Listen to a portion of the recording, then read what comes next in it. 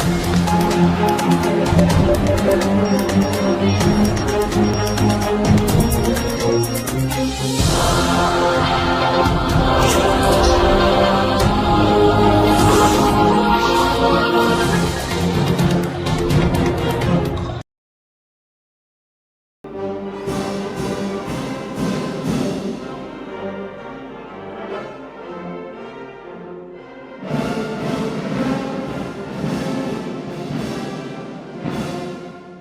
2025, un enjeu capital se profile à l'horizon de cette nouvelle année, c'est le retour à l'ordre constitutionnel. En cette cérémonie de présentation de vœux, le corps diplomatique, par l'entremise de son doyen, le diplomate Luambo Songo François, ambassadeur de la RDC au Gabon et au-delà de la traditionnelle présentation des vœux au coup présidentiel, a relevé et félicité le dynamisme et les avancées quant au respect de la feuille de route du CTRI et du plan national de la transition.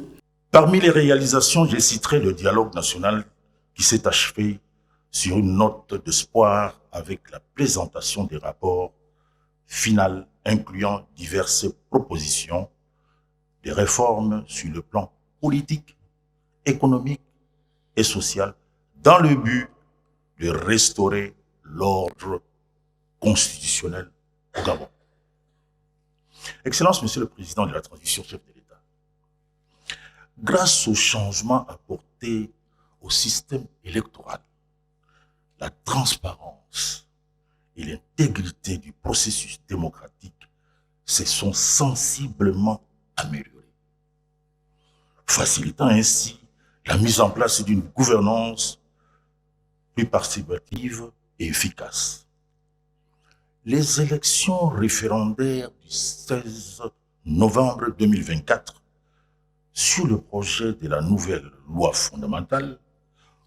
constitue une forte illustration. En prenant la parole à son tour, le chef de l'État a réitéré l'engagement et les progrès des actions menées par le CTRI et de la vivacité des partenariats ainsi que la coopération bilatérale et multilatérale qui participent au développement inclusif.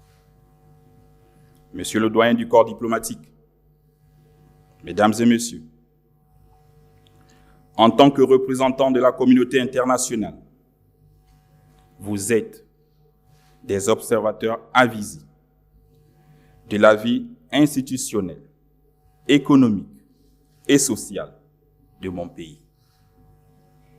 Je dirais même que vous êtes les grands témoins